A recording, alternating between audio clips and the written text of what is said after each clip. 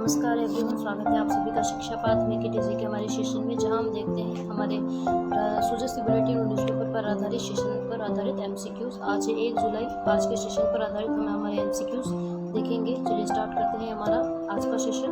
First question है, हाल ही में रोशनी अभियान राजस्थान के किस जिले में शुरू किया गया है? हमने हमारे सेशन में इसके बारे में चर्चा की थी, रोशनी अभियान के बारे में। ए जयपुर, बी सिरोही, सी सवाई माधोपुर, सी डी सीकर। तो हमारा सही आंसर होगा रोशनी अभियान है वो सिरोही जिला प्रशासन द्वारा संचालित किया गया है, एनीमिया मुक्त अभियान। हमारा आंसर होगा बी। सेकंड क्वेश्चन हमारा रहेगा, राजस्थान और हरियाणा के बीच हस्ताक्षरित यमुना जल समझौता कुल कितनी अनुमानित परियोजना लागत कितनी है यमुना जल समझौते की? हमने हमारे सेशन में इसके बारे में चर्चा की थी। यमुना जल समझौते की कुल लागत है 34,102 करोड़ रुपए। हमारा सही आंसर होगा बी। थर्ड क्वेश्चन हमारा रहेगा, भारतीय रेलवे द्वारा देश का पहला Vande Bharat sleeper maintenance depot hub कहाँ विकसित किया जा रहा है? जयपुर, जोधपुर, कोटा, बीकानेर। हमने हमारे सेशन में चर्चा की थी। भारतीय रेलवे द्वारा देश का पहला Vande Bharat sleeper maintenance depot hub Jodhpur में विकसित किया जा रहा है। नेक्स्ट हम देखेंगे।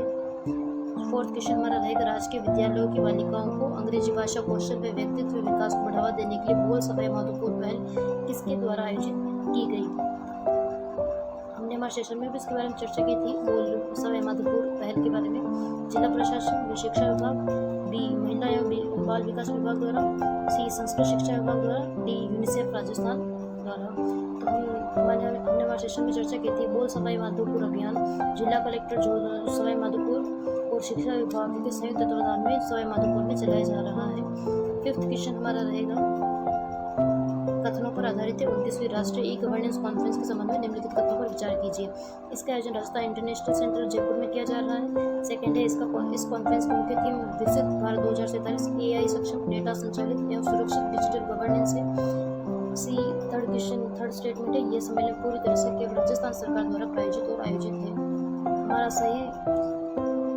सही आंसर होगा केवल फर्स्ट और सेकंड स्टेटमेंट ही हमारा करेक्ट है। थर्ड स्टेटमेंट बिल्कुल इनकरेक्ट है, क्योंकि यह जो सम्मेलन है राजस्थान सरकार द्वारा और सूचना प्रौद्योगिकी मंत्रालय द्वारा और प्रशासनिक सुधार विभाग द्वारा संचालित किया जा रहा है। नेक्स्ट हमारा क्वेश्चन होगा सिक्स्थ क्वेश्चन, हाल ही में लागू की गई नई ग्रामीण रोजगार गारंटी योजना बीबीजी राम जी के संदर्भ में कौन सा कथन सही है?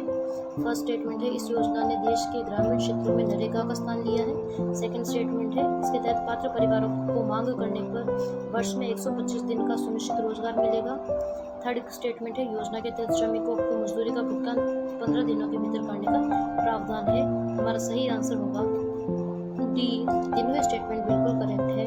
सेवंथ क्वेश्चन हमारा रहेगा, Rajasthan energy conservation and sustainable building code के ड्राफ्ट के अनुसार कमर्शियल बिल्डिंग के लिए कौन से प्रावधान अनिवार्य रहे हैं?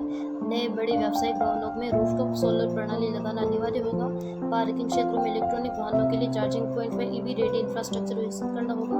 प्राकृतिक रोशनी, वेंटिलेशन व बेहतर इंसुलेशन वाली तकनीकों को अपनाना होगा। तीनों स्टेटमेंट हमारे बिल्कुल करेक्ट है। हमने हमारे सेशन में भी इसके बारे में चर्चा की थी। एट्थ क्वेश्चन हमारा रहेगा, कथन कारण पर आधारित क्वेश्चन है, सैंपल रजिस्ट्रेशन सिस्टम SRS की हालिया रिपोर्ट के अनुसार राजस्थान में महिलाओं को शिक्षा स्तर बढ़ने के साथ ही कुल प्रजनन दर में भारी गिरावट दर्ज की गई है, क्योंकि कारण आ रहे शिक्षा, रोजगार, आर्थिक आत्मनिर्भरता, महिलाओं के प्रजनन व्यवहार व जनसंख्या स्थिरता के प्रति दृष्टिकोण को सकारात्मक रूप से बदलते हैं। हमारा सही आंसर होगा ए और आर दोनों सही है। आर की सही व्याख्या करता है।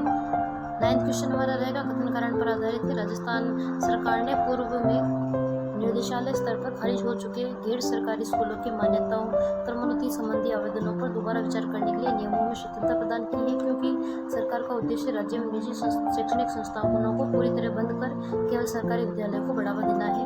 हमारा सही आंसर है ए सही है, लेकिन आर गलत है। नेक्स्ट हमारा क्वेश्चन होगा, हाल ही में चर्चा में रहे पांचना बांध जल विवाद का संबंध मुख्य रूप से किन जिलों से है? पांचना बांध जल विवाद हमने हमारे सेशन में इसके बारे में चर्चा की थी। कोटा, बूंदी, जयपुर, करौली, भरतपुर, धौलपुर, बांसवाड़ा एवं डूंगरपुर। पांचना बांध जल विवाद जयपुर और करौली के बीच में है। 11वां क्वेश्चन हमारा रहेगा, राजस्थान राज्य कुश्ती संघ द्वारा खिलाड़ियों के कल्याण और आर्थिक संबल के लिए कौन सी नई योजनाएं शुरू की गई हैं? कुश्ती दंगल पहलवान छात्रवृत्ति योजना, बैक टू बाउट पहलवान पेंशन योजना, मेट पर वापसी खिलाड़ी सुरक्षा योजना, गुरु हनुमान पहलवान बीमा योजना। हमने हमारे सेशन में इसके बारे में चर्चा की थी, बैक टू बाउट व पहलवान पेंशन योजना राजस्थान कुश्ती संघ के द्वारा खिलाड़ियों के कल्याण व आर्थिक संबल के लिए शुरू की गई है। लास्ट क्वेश्चन हमारा रहेगा, हाल ही में जयपुर ट्रैफिक पुलिस को मिले राजस्थान के पहले अत्याधुनिक स्मार्ट बैरिकेड्स के संदर्भ में कौन सा असत्य है? फर्स्ट स्टेटमेंट है, ये बैरिकेड्स IFL फाउंडेशन द्वारा जयपुर ट्रैफिक पुलिस को सौंपे गए हैं। बी, यह पूर्णतः 100% पारंपरिक ग्रिड बिजली से संचालित है और सौर ऊर्जा का उपयोग नहीं करते हैं। सी, इनमें LED डिस्प्ले और हाई विजिबिलिटी फ्लैश लाइट लगी है जो रात में संदेश प्रसारित करेगी। डी, इसका मुख्य उद्देश्य सड़क सुरक्षा सुगम यातायात को बढ़ावा देना है। हमारा सही आंसर होगा बी, क्योंकि बी ही गलत है, बाकी सभी सत्य है। आज का सेशन हमारा ये समाप्त होता है। अगर आपको सेशन पसंद आए तो प्लीज़ अपने साथियों को भी शेयर कीजिए, लाइक कीजिए, सब्सक्राइब कीजिए।